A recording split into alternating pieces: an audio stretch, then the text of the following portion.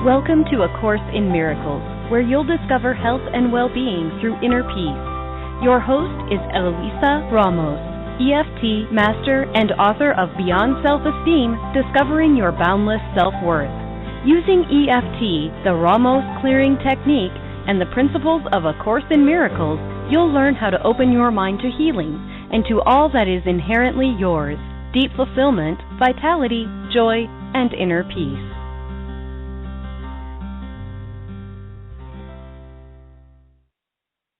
Hello, everyone. This is Eloisa Ramos. Happy Valentine's Day for those of you that are celebrating it in the United States.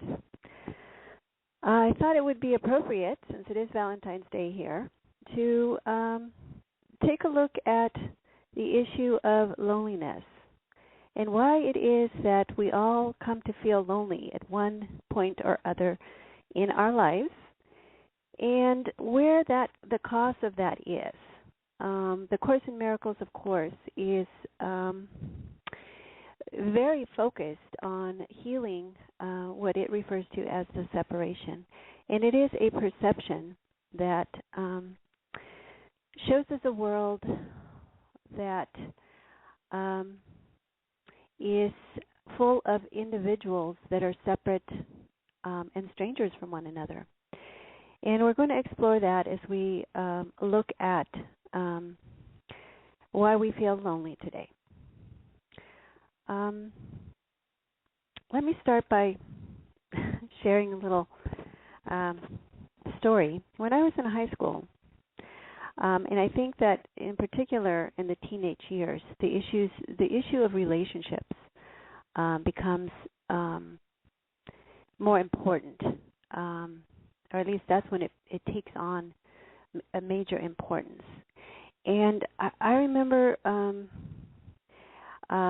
feeling this emptiness inside, like around the stomach area. And when I thought about that, I approached it very logically, and it felt like there was a sense of lack there, like I was missing something. And so I began to kind of evaluate my life, and I'm looking at school, and I'm saying, well, no, school's nothing there. Family life, no, that's good. Parents are doing the best they can, and I'm feeling, pretty supported. And so I thought, well, I don't have a boyfriend. I've never had a boyfriend. That's got to be what's missing. So I went and found myself a boyfriend. And what I discovered, of course, was that no, that did not take care of that emptiness inside. In fact, it just brought up some additional problems.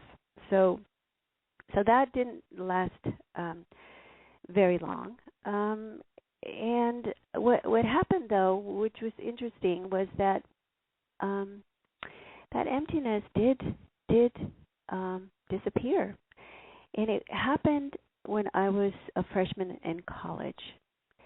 And the only thing that I can tell you about what happened was that it was a shift, and it was an internal shift, because initially I was looking for the answer outside, and that's where we tend to go. We tend to feel that the cause of our problems is outside of us, and therefore that's where the solution is.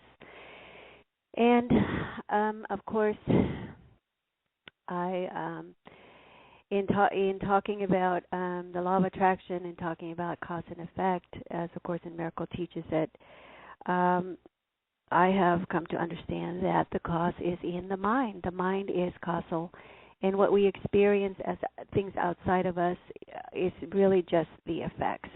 So what happened freshman year in college really attests to this, because the only thing that shifted was that there was a moment when I was in someone's dorm room, and I looked at myself, and I saw that there were things that I had not quite measured up to. I had some standards about the person that I wanted to be, that I should be, and I hadn't quite met fully met those standards. I was short of that as I was evaluating myself. But what happened in that moment was that I accepted myself anyway, and that acceptance was a letting go of that judgment of judging. Okay, well, you're not good enough because you didn't meet these standards. It was just letting that go and seeing that, okay, yeah, it's true. I didn't, quite meet those standards that I had set for myself, but I'm still okay. I am still a good person. I am still acceptable to myself. And that was it didn't take, it was, I don't know, maybe just a matter of seconds for that to take place in my mind. And then after that, I realized that, that emptiness wasn't there anymore. And I didn't really think too much about that, other than I thought that was just a curious way that it resolved itself. Now, what happened later, when I was a senior, is that I was going through a lot of changes during my college years, because I started questioning my beliefs. I really started looking at who I was, and did I really believe what I believed? And so there was a tremendous amount of internal change going on in those years. But what happened senior year is that I ended up in a place, and I think that I was actually depressed. But I felt very, very alone and very, very alienated.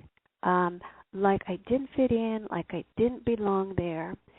And I would go to the media library, and I would sit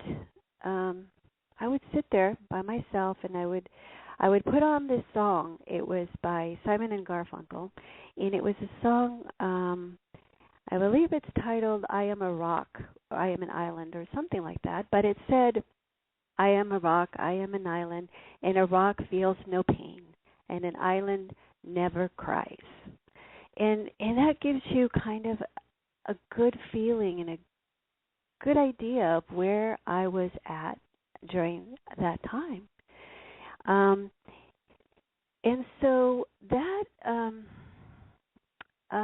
there wasn't anything that really, that I did to really shift that. I just went on with my life. I kept exploring my beliefs, my ideas. And so after I graduated, I got married. And even in the early years of my marriage, there was still this sense of separation and it wasn't just, it was a general sense of separation from others, because I remember being, going grocery shopping, and I would look at all these people that I didn't know, and I would feel really uncomfortable. And I would not be someone that would, be able to feel comfortable bringing up a conversation with a stranger. And what I noticed later, though, so there was a shift that happened there. What I noticed later was changed, and that now I could be anywhere. I could be at the park. I could be at the my kid's school. I could be at the store, and there'd be people that I didn't know, and it was if I had known them all my life. It was like they were not strangers anymore. And it was such a wonderful feeling, because then there's this sense of I am always included everywhere I go. There is no place where I'm not included. And what I have to say around that is that it had to do with my recognizing something very important about myself and about others, and it has to do with my sense of um, my sense of, at the fundamental level, what am I and what are we as living beings? And it has to do with recognizing that we are all here sharing this experience we call life, and therefore we cannot be separate, because we must all be coming from the same source. We must all be connected to that life energy, life source that creates life. And of course, the Course in Miracles calls that God. You can call it spirit. You can call it chi. You can call it energy. You can call it life force. You can call it creative power. Whatever way you connect to that is fine. And that realization really helped me to release a lot of the perceptions that I had that focused on the differences between myself and others, that really contributed to this perception of separation. And fundamentally, we're going to feel lonely if we see ourselves as different than others. And so we're going to look at lessons 32 to 46, because this Course in Miracles is giving us daily practices in which we can begin to see ourselves and the world differently. We can begin to shift this perception of seeing things as bounded and individual and separate, and begin to see that that fundamentally we are all connected and we all share one source, and that we are all really just one. Okay, so lesson 32, and lesson 32 is one of the last lessons that is helping us to understand that what we see, what we perceive, is a reflection of our thinking. Okay, and it says, I have invented the world that I see. And this lesson continues the theme of cause and effect, which is what I have talked about in my previous programs. And it says, I cannot be a victim of the world that I see, since I invented it. So the previous lessons have really emphasized the idea that because the cause of what we see and we perceive and we experience is in our minds, then we cannot be victims, because we have the power to correct that or make changes to that if we no longer want to see and experience what we are seeing and experiencing. And therefore, lesson 33 says, there is another way of looking at the world. And this idea attempts to recognize that you can shift your perception of the world. And of course, EFT, if you practice EFT like I do, you are constantly shown that your perception can be shifted.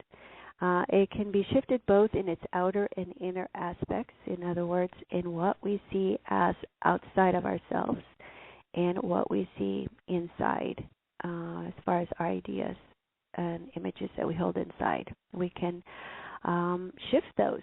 We can shift how our memories, how we remember our memories, and we can let them go. Lesson 34, I could see peace instead of this. A world of separation is not a peaceful world. In fact, it implies conflict, because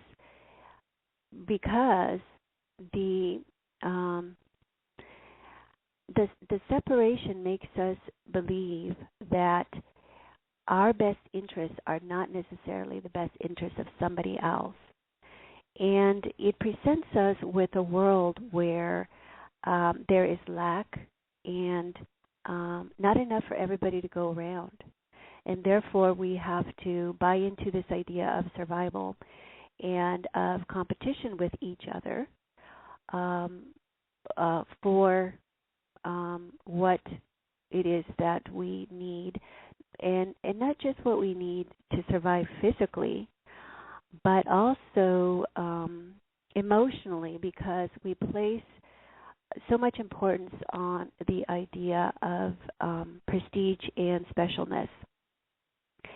And therefore we are competing for status, and we are competing for those things that we perceive to be valuable and important and not available to everyone. And so Lesson 34 says, I could see peace instead of this.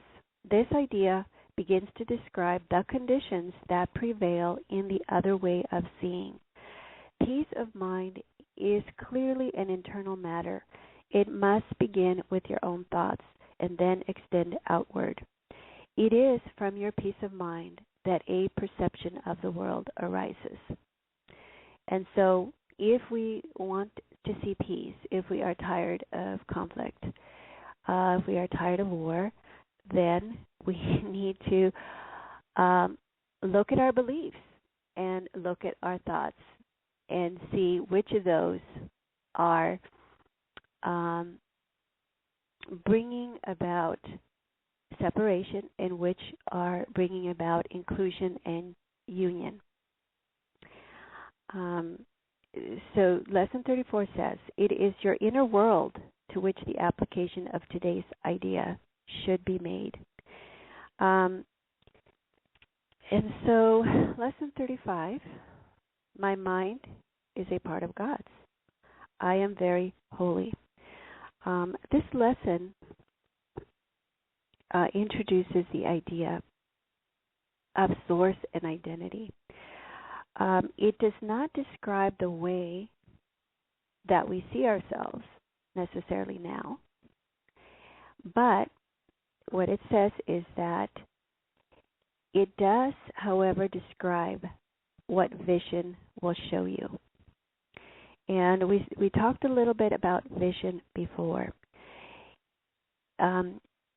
Vision is something that can see beyond separation. And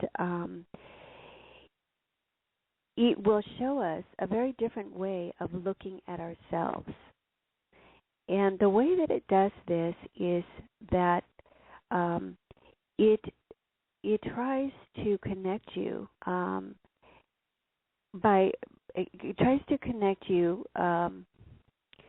with a source. And once we recognize that we have a source, that we are created, it automatically establishes our identity. Because, for example, a peach tree, the seeds of a peach tree can only give peaches. If you plant that seed, it's going to give you another peach tree. If you plant a strawberry plant, okay, and you cut a piece and you plant it, it's going to be another strawberry plant. Okay, so the source must create like itself. You cannot have an orange tree, plant the seeds, and get, a fig tree. Okay, so this is how our identity is established. We need to establish our source, and that takes us to the one of the most fundamental questions that we need to decide on what we want to believe, and that is what is our source, and and the nature of that source. Okay, and so lesson 36, my holiness envelops everything I see. Okay, this idea extends the one from yesterday. And so when it talks about holiness, it is saying that the mind is holy because it is a part of God. And so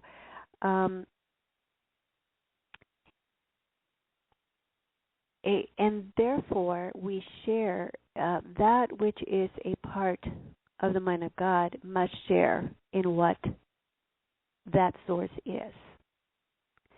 And therefore, if our source is holy, then our mind must also be holy. And because my mind envelops everything I see, it is the mind with which we see everything, which we perceive everything, then it must also envelop everything. And so the perceiver cannot be separate from what it perceives. Okay, and in this case, my holiness envelops everything. There is no exclusion. Everything that we see is holy. And lesson 37, my holiness blesses the world. This idea contains the first glimpse of your true function in the world, or why you are here. Your purpose is to see the world through your own holiness. Thus you and the world are blessed together. No one loses, nothing is taken away from anyone. Everyone gains through your holy vision. Okay, and so what we are asked to see here really is through the eyes of forgiveness. Mostly because when we judge, we want to believe that judgment has the power to actually change what has been created holy. And therefore, if we judge ourselves bad, we want to believe that our judgment has the power to change what God created holy into something that is no longer holy. And therefore, forgiveness comes in as a way to release the judgment. If we don't release the judgment, it's not going to be forgiveness, because the condemnation will stay there in your perception, in your mind. And it'll be something like, let's see, when I was in high school, I was in summer school, and I was in this class, and I went in one day, and one of the girls there said, "Oh, hey, Eloisa, look, I have this cool little flower," and she had it on her jacket, on her chest, and I went over to look at it, and then she squirted me on the face. It was one of those little gadgets that had water, and then she had a little thing under her jacket, and of course, everybody laughed. So everybody was really, everybody had a great time. But I felt very embarrassed, and I felt very humiliated. And boy, unfortunate, and I don't know if it was unfortunate, but that was the last day of class. That's why people were goofing around, because it was the last day of class. And so all that summer until school started, I had this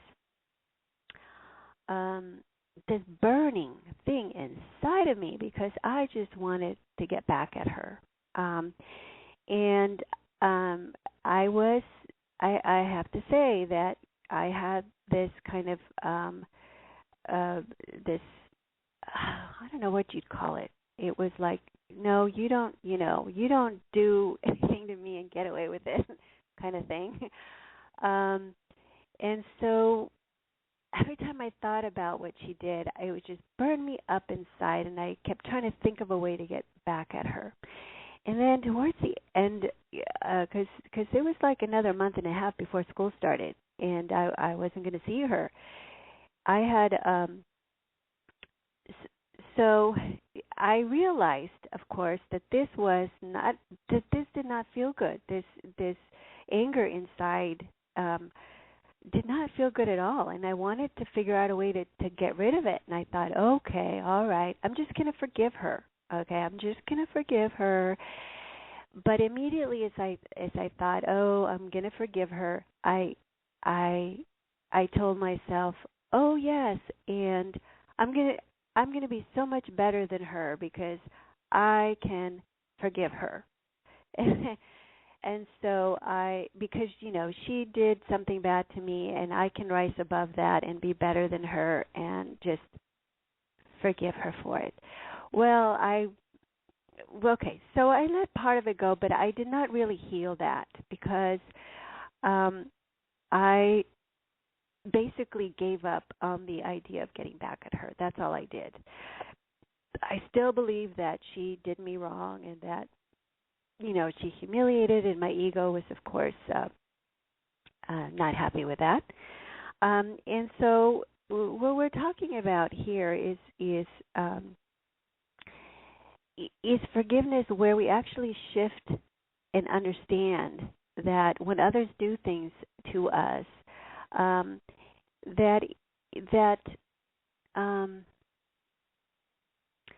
one, we are responsible for our own reaction, okay, which I was not doing when this happened, and there was no way for me to do that. I had no awareness that I had any control over how I felt about what had happened to me, and so what we're working with are new ideas and new realizations that are really going to help us to experience a world where we do not feel victimized, and where we do not feel like we have to be constantly on guard with each other because I'm going to get tricked and hurt and humiliated and all of that.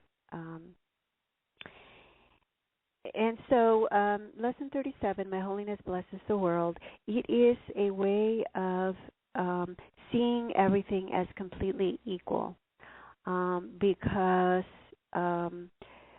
we are extending our blessings to everything and everyone, including ourselves. And let's see, what would this look like? This would look like walking in the world and withholding judgment. It would be, let's see, it would be offering the world a complete and open space to just be. So that means any individual that walks into your life, you would offer them this space of non-judgment where they are completely holy in your eyes, okay? And I don't mean holy in the sense that, you see them as a god over you, not holy in that sense, but holy in the sense that they are innocent and loving, and fundamentally loving, even if because of the inaccuracies in our perception,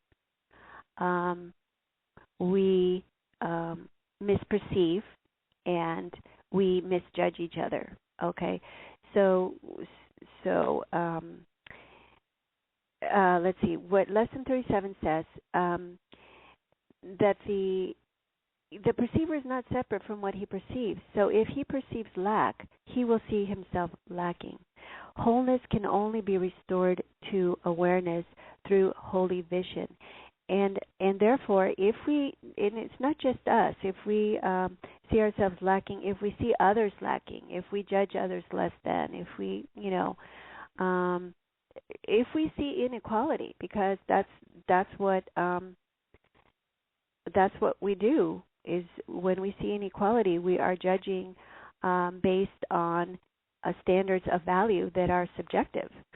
And when we do that, we will not be able to recognize our own wholeness, our own equality, because we are perceiving it, and the perceiver is not separate from what we perceive. In this recognition, it further says, is the salvation of the world. This is how Christ saved the world and how we participate in that process now, because it lets us teach that the world is one with us. Okay, the world is not separate, and we teach this by recognizing that in our own holiness are all things blessed along with us. And let's see, I can give you another quick idea of what that might look like. I was at my mom's one day at my mom's house, and my husband was there. We take turns of taking care of my mom. So there's a calendar there that my brother keeps track of which week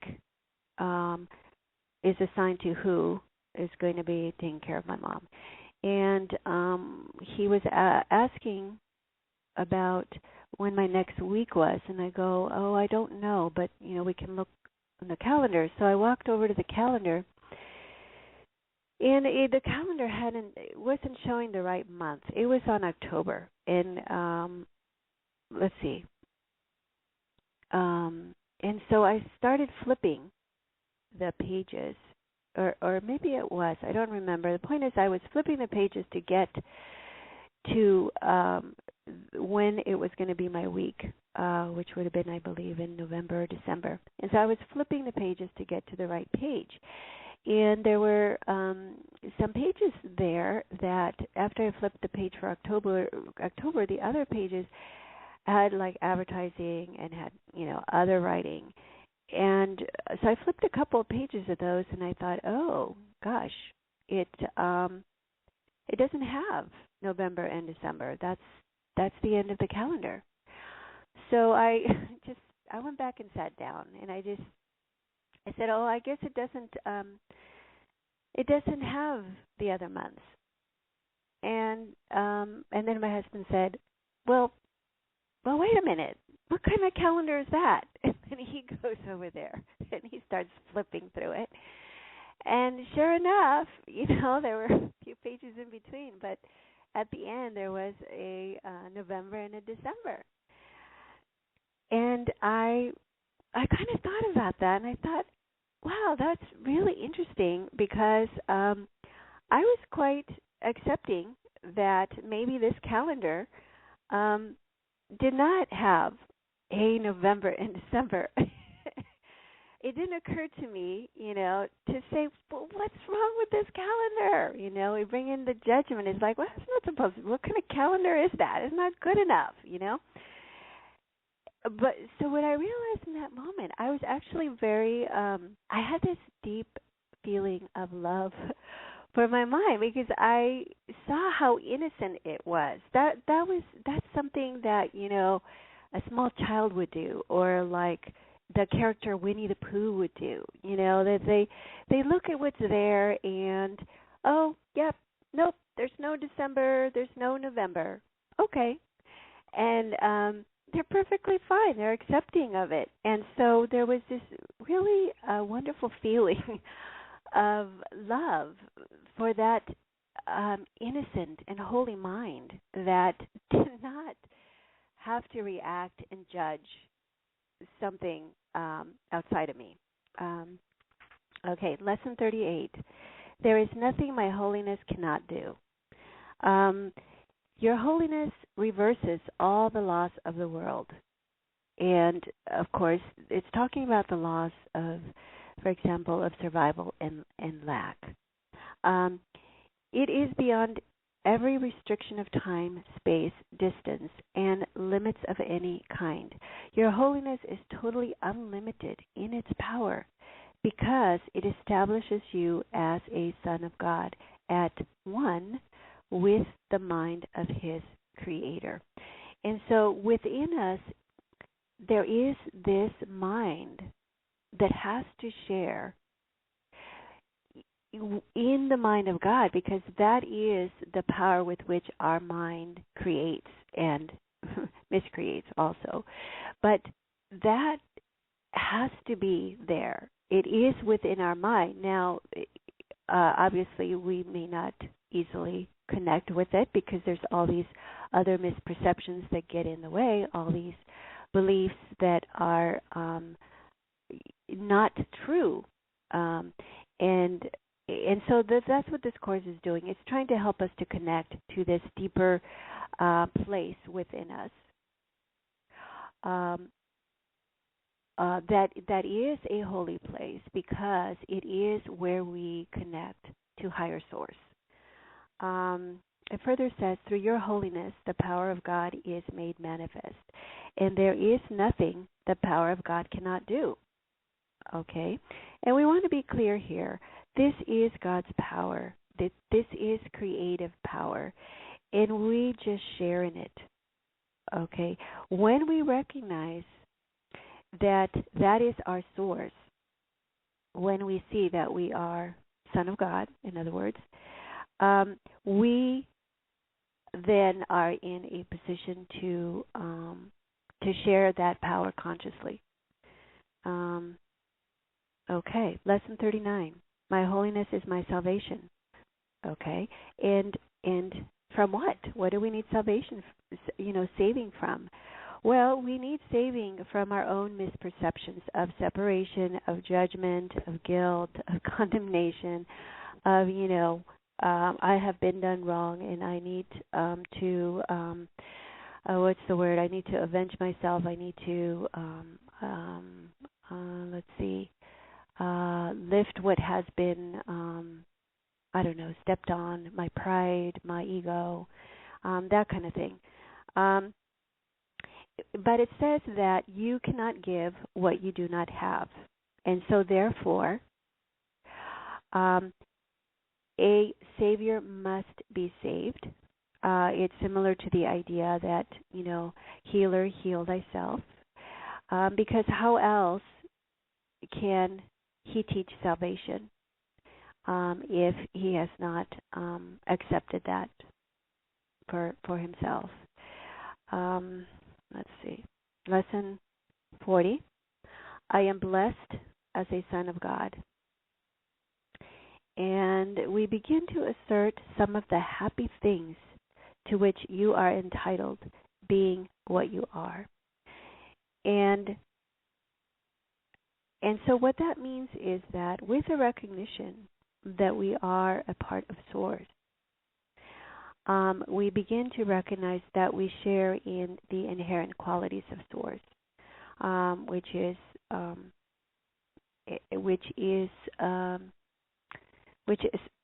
a state of being. It's peaceful, it's joyful, it's calm, it's deeply fulfilled. There's no lack. And let's see, lesson 41. God goes with me wherever I go.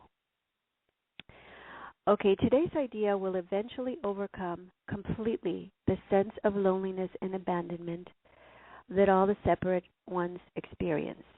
It also says that depression is an inevitable consequence of separation.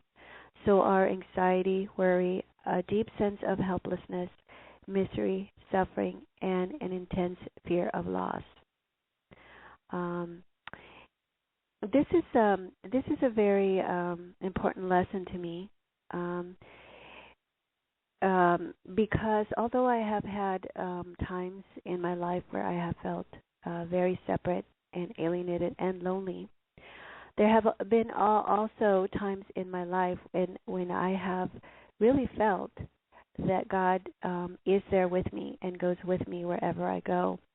I remember when I was very young, I was maybe 4 or 5, and we still lived in Mexico. It's a very small, rural, agricultural town, a small village. I don't know, maybe it was 2 miles wide.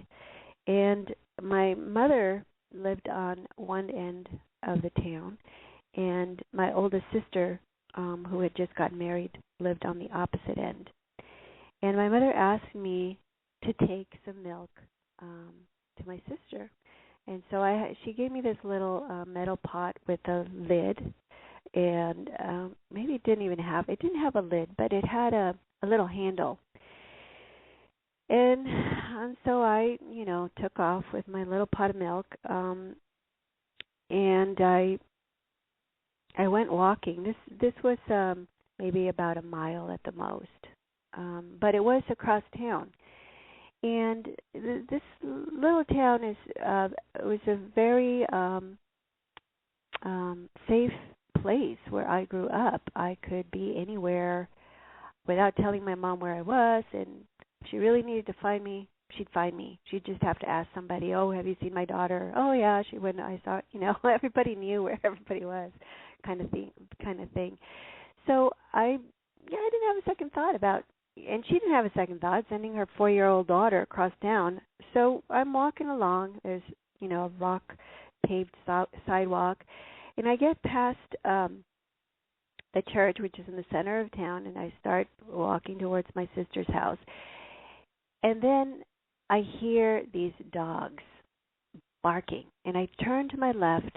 Across the street, there's this open door, and I look inside the house, and there's these 2 large dogs. Those, I believe they're Doberman Pinschers, the guard dogs, because people did not have pets in this town. It was, it was kind of subsistence. You kind of had enough to eat, and you shared with those that, sometimes didn't have enough. And so if you had dogs, it's because they were guard dogs. And so these 2 big dogs, I see them, and they're coming barking straight at me. And just as they're about to come out through the door, I just looked straight, and I started praying the Our Father. I just started praying the Our Father because I don't know why. I just did that. And I just kept walking very calmly, just the way that I had been walking. And then after a while, I realized the dogs weren't like on top of me. And I turned around, and I saw they were still barking, but they had stopped right outside their door, so they didn't cross the street. And so I really, in that moment, I turned to God, because clearly I was not in a position to take this matter into my own hands here. And I must have realized that, because that was just something that I automatically did. And it's interesting, because when I was talking to my brother, who's 4 years older than me, he had quite a few encounters with the dogs in that town, because he had to take the cows up to, feed on the pastures and stuff. And now his approach was a little different, okay? He'd see the dog, he would start running. And yes, those dogs would catch up to him, and yes, they would bite him, okay? And after a while, he learned that, okay, maybe he needed to try something different, because that wasn't working. So he tried something else. He turned around, bent down, grabbed a rock, and so he started facing them. And that seemed to work better for him. And so what was interesting is I was just there with him last weekend, and he was talking about how he grew up, obviously, with this problem with dogs. And later on, when he was, just recently, they never had dogs, and then they ended up getting like 4 dogs. But even then, he told me that he noticed that one of the dogs turned on him, but that the other dogs defended him. So it's very interesting, because sometimes when we take our problems into our own hands, because we have somehow given up, or we have somehow not realized that there is this greater resource within us that we can turn to, we end up having to live with that threat and that fear, even if we have somehow managed or controlled it somewhat. So I just thought that was interesting. Okay, lesson 42. Um, okay. Before we go to lesson 42, there was something here that I wanted to really share with you. Lesson 41. Deep within you is everything that is perfect, ready to radiate through you and out into the world.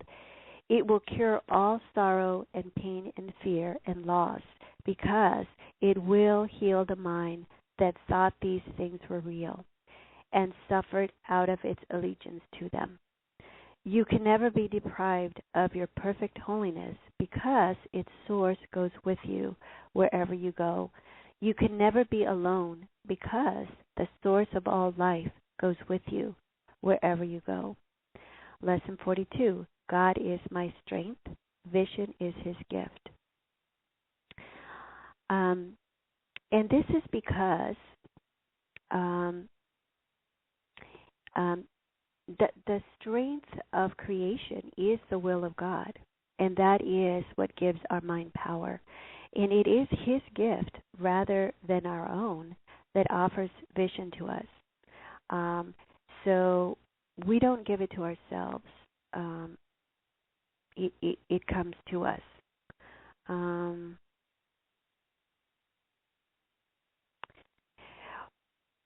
Okay, when divine creative power or divine will is the greatest power of the universe. Okay, when something is God's will, it is certain to come forth because it is coming from a place of truth where certainty resides. So my trust in the higher power is, in fact, my strength, because that is the source of all power. When we share divine will, then it is all accomplished. It may be a matter of time for the effects to show up, okay? But the goal itself is accomplished. And this is very important when we work with the law of attraction, the law of cause and effect, is that ultimately the power, the creative power resides in God's will, not just in our own independent will. Lesson 43. God is my source. I cannot see apart from him because I am not separate from him. Perception is not an attribute of God. His is the realm of knowledge, okay, of truth. And yet he has created the Holy Spirit, which you can interpret as insight, as divine intuition, as higher guidance. Okay, Holy Spirit as a mediator between perception and knowledge. So without this link with God, perception would have replaced knowledge forever in your mind. So there is this internal guidance that we have that can show us and can offer us deeper insights beyond what the thinking, perceptual, conceptual mind can offer us. It can offer us solutions to those problems that we can't find solutions to. You cannot see apart from God because you cannot be apart from God. What we see when we believe we are apart or separate from God is not true seeing or vision. It is illusion. And let's see if I can give you an example of that. I'm just checking my time here. So I was walking this morning a little while ago, and I was taking our small dog for a walk. And as I was walking, I started thinking about a friend of mine who was talking about some problems. And in my mind, I concluded, oh, the world is stressful. And that thought, I could kind of feel, I could feel the stress in that thought. And this was when I was taking a walk. And what I realized was that in that moment, I'm taking a walk. So that's the present moment. I'm taking a walk. And in that present moment, okay, I noticed, wow, this is like so wonderful. It's a beautiful day. It's fresh. it just rained. Everything is, green. There's birds in the trees. There's all this wholeness and beauty and right here in the moment. And yet, when I go into my thinking, there's this image and thought of the world is stressed. Okay, and so. And that's what we mean by illusion. By illusion is that thought in my mind, the world is stress. That's the illusion. What's reality? The reality is in the present moment and what is available there. Okay? Let's see. Lesson 44. God is the light in which I see. You cannot see in darkness and you cannot make light. In order to see, you must recognize that light is within, not without. You do not see outside yourself, nor is the equipment for seeing outside you. An essential part of this equipment is the light that makes seeing possible. It is with you always, making vision possible in every circumstance. So, Source is the light within, and we cannot share or be a part of something that is separate from us. And so, therefore, the light, which is, the light of acceptance, non-judgment, of love, is what allows vision possible. Lesson 45. God is the mind with which I think. Okay, this is the key to what your real thoughts are. There is no relationship between what is real and what you think is real. And this goes along with the example that I gave you earlier. What was real in that moment, that's where reality is. It's what I'm expressing, and in that moment there was wholeness. There was nothing lacking in that walk.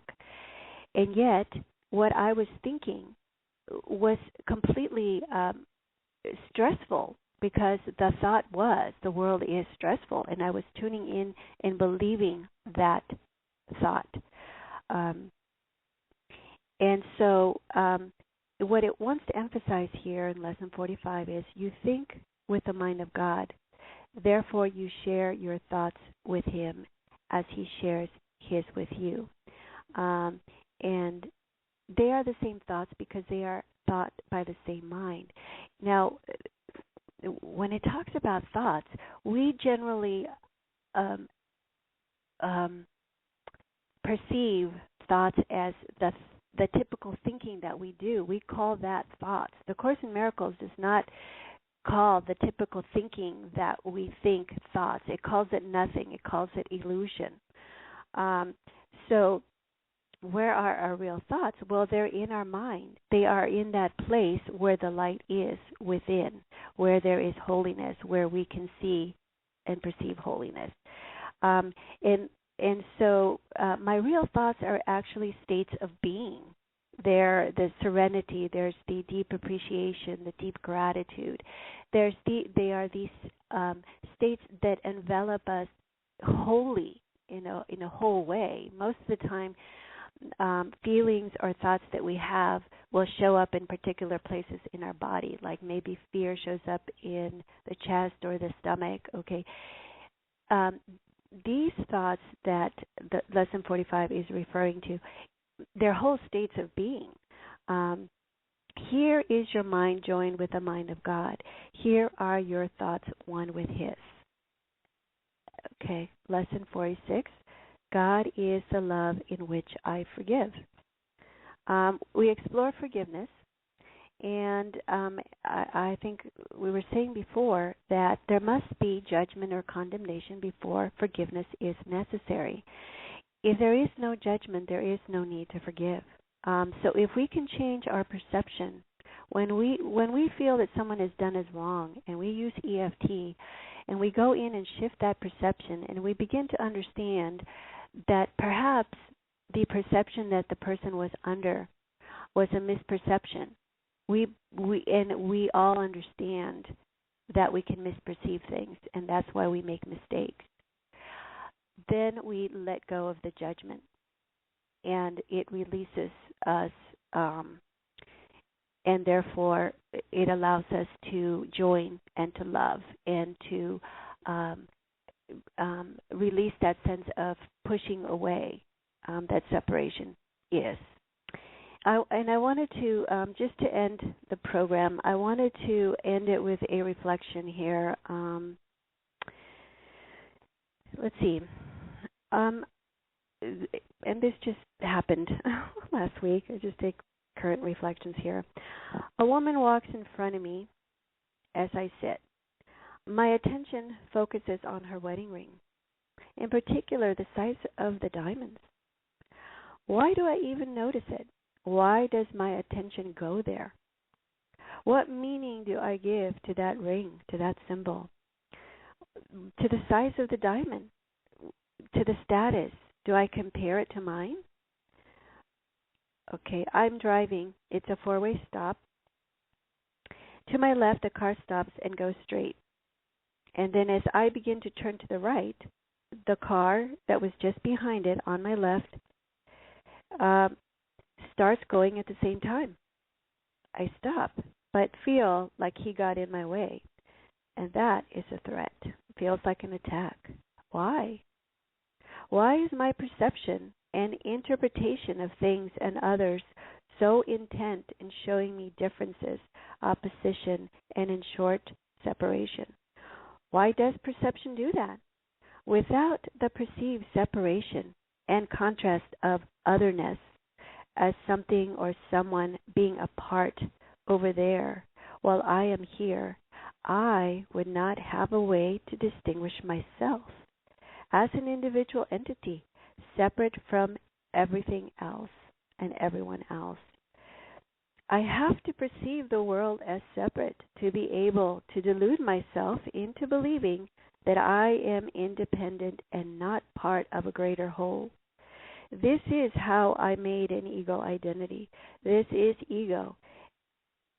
And an entity that is not connected to anything. It's separate and lonely. This is how I maintain the ego, through perceiving separation, and with it comes loneliness. God will then give me vision so that I can see beyond this perception of separation and separate self. It's not something I can give myself. I can release the blocks or misperceptions with EFT, but vision is what I receive. Vision must be possible because it is God's gift, and therefore it is certain. It has already been accomplished. I have already let go of a separate ego, self-identity that is unreal. But if it is unreal, then it never existed in truth. So my perception is showing me something unreal, showing me illusion. And it doesn't exist in truth. I see nothing. And this perception of separation is nothing. And our time is up. Thank you very much for joining me. And I look forward to our next program in 2 weeks, every Friday at 12 noon Pacific Standard Time. And blessings to everyone.